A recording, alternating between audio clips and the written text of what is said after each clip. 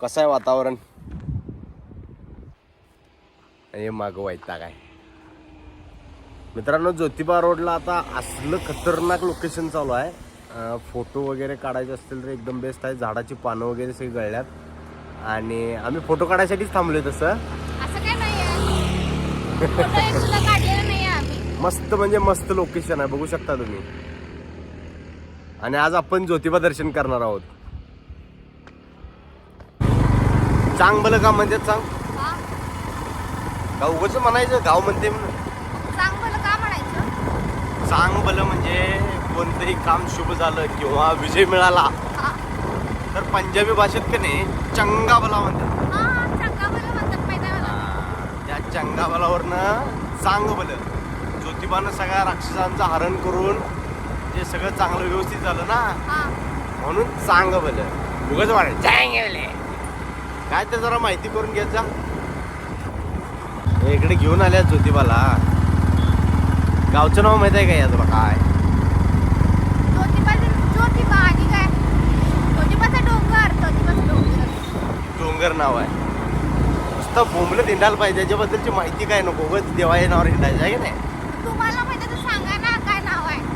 नाव तुला आता हे सगळं सांगत बसू काय?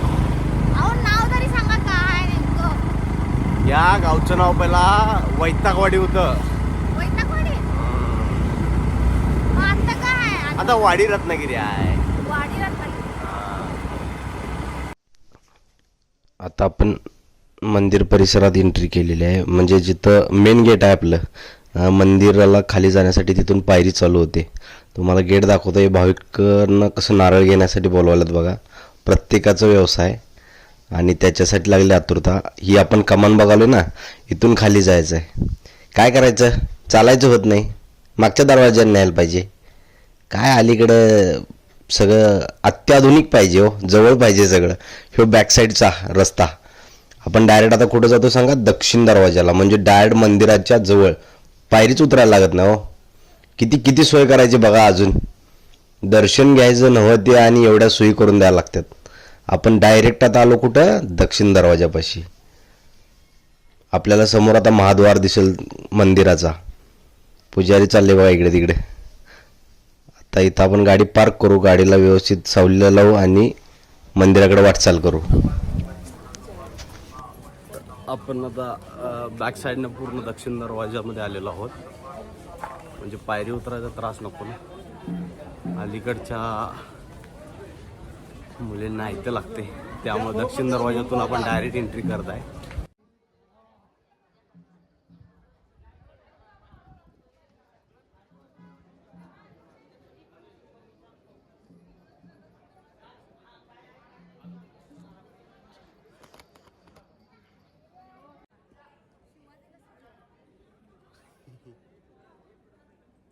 आता सध्या आपण ज्योतिबा मंदिर परिसरात आलेलो आहोत आणि थोडंसं आपण हात धुवून घेऊया. पाणी पाणी पाणी.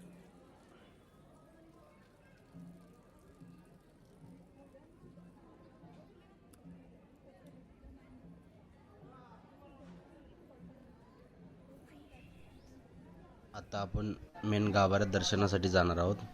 जात जाता पहिला बघा तुळशी वृंदावन आहे. तुळशी वृंदावनाच्या दर्शनानं आपण आता देवाच्या दर्शनाला सुरुवात करणार आहोत. तुळशी वृंदावनानंतर आता येतं ते नंदी. समोर आपल्याला 2 नंदी दिसत आहेत. त्यातले एक नंदी हा सरळ आहे आणि एका नंदीची मान थोडीशी तिरकी आहे. तुम्ही बघू शकता कधी गेला तर. हे भटजी आता काय दान धर्म करा म्हणते बघा. हां हे बघा बिनदान धर्म तर करता निघून गेली बघा. हां आता आपण मंदिराच्या गाभाऱ्यात प्रवेश करणार आहोत. नीट बघून घ्या नंदीकडं, तिरकी मान दिसतीये तुम्हाला त्याच्यामध्ये. भटजी बुवा.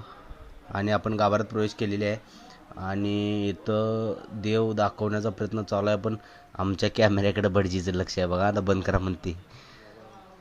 आता बघा ते पण चोरून आम्ही आता एक कॅमेरा त्यातनं काढला आहे बघा. खाली हळूहळू हळूहळू माझ्या मागं कॅमेरा घेऊन लागले. मेन गाभाऱ्यात आलो आपण आता. आणि फोटो वगैरे काढायला अलाउड नाही ना. बघा बघा चोरून चोरून काव खायले फोटो काढले, काव खायले फोटो काढले. आणि दर्शन करून आपण आता बाहेर आलेलो आहे दरवाज्यातून. आपण दर्शन करून मंदिराच्या बाहेर आलेलो आहोत. या दरवाज्यातून आपण बाहेर पडलो. आता मी जे दाखवत आहे ना ते आहे रत्नासुराचा डोळा. रत्नासुराचा डोळा असं म्हटलं जातं त्याला. ते 4 खांब चौताऱ्याच्या खाली आहे तो. आणि त्याच्यानंतर आपण ज्या या मूर्त्या बघतो त्याला रवळनाथ म्हटलं जातं. त्याच्यानंतर हे सेवकानं ची एक मूर्ती देवाने तिथं स्थापन केली आहे. आणि आपण आता आलो मंदिराच्या बाहेर. चला आता बाकीचा मंदिराचा आढावा.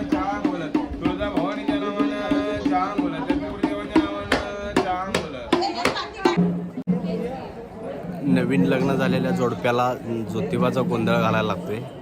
आणि बघा मागं गोंधळ घालायला. त्याच्यानंतर काय बायको गोंधळ घालायला हायची की. देवाजवळ एकदा गोंधळ घातला की मग तिथनं आयुष्याचा गोंधळ चालू होते. जी गोंधळाची परंपरा आहे ती मागच चालू आहे. मंदिर परिसरात आहे आपण. आणि शेपटलेलं तोंड वारणा लसी द्यायला लागणार आहे बहुतेक. बिन पायऱ्या उतरता मी वारणा लसीची गरज वाटायला लागली आहे मला. ऊन केवढा आहे. आपले संत सावतामाळे आहेत की नाही, हा ते ज्योतिबा दर्शनला आले होते. हा मग त्यांच्या संग पाठ लागून त्यांची बायको पण आली होती. मग तिला लागली होती भूक आणि ती त्यांना त्रास देत होती. सावतामाळे म्हणले काय करायचं. मग तिला काय सांगितले, या डोंगरावर जा, तर भरपूर रत्न आहेत, तू घे. मग तिला ते खरं वाटलं आणि ती रत्न गोळा करायला गेली. डोंगरावर बघते तर काय सगळी दगडच दगड. मग रागाने सगळे दगड गोळा करून आणली ती बारीक बरोबर आहे. सावतामाळींच्या समोर टाकली, कुठं आहेत तुमची रत्न म्हणून. आणि ती दगडाचं रत्नात रूपांतर झालं म्हणून रत्नागिरी. हा हा आलं का लक्षात. नुसतं बोंबलं हिंडायला यायचं, माहिती काय घ्यायची नाही. देवाला आल्याशी काय माहिती आहे का महागाई काय माहित मला. कशासाठी उभा केले ते, कशाला नमस्कार करून आल्यास. मग सांगा ना. पालखी निघते का नाही हा त्यावेळेला पालखी त्या याच्यावर अष्टकोनावर बसवली जात्या. म्हणजे देवाची पालखी ज्यावेळेला बाहेर निघते त्यावेळेला तिथं बसवली जाते पालखीला. हा आता आपण पूर्णपणे खाली आलेलो आहे. आणि तुम्ही बघू शकताय मागं माझ्या काळभैरीचं मंदिर आहे.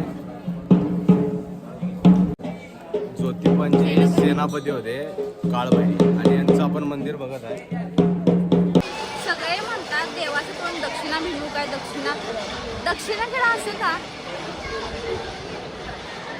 देवाला आल्यावर काहीतरी दक्षिणेकडे दिसले हो तुला.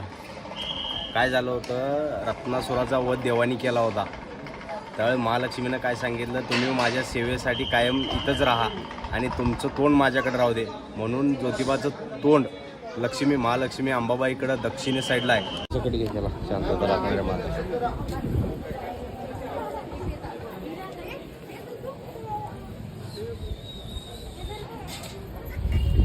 इच्छा पूर्ण करणारी माता, ताप देण्याची. ऐका की एवढं असं भारी मंदिर आहे. किती वर्ष झाले असतील बांधलेला. हे 1730 मध्ये बांधलेलं आहे. ग्वाल्हेरचे राणोजी शिंदे म्हणून होते, हा त्यांनी बांधलेलं आहे ते मंदिर. आणि आता ते सिंधिया ट्रस्टकडेच आहे मंदिर. त्यांची सगळ्या आता ते पिढी आहे ते बघताय मंदिर.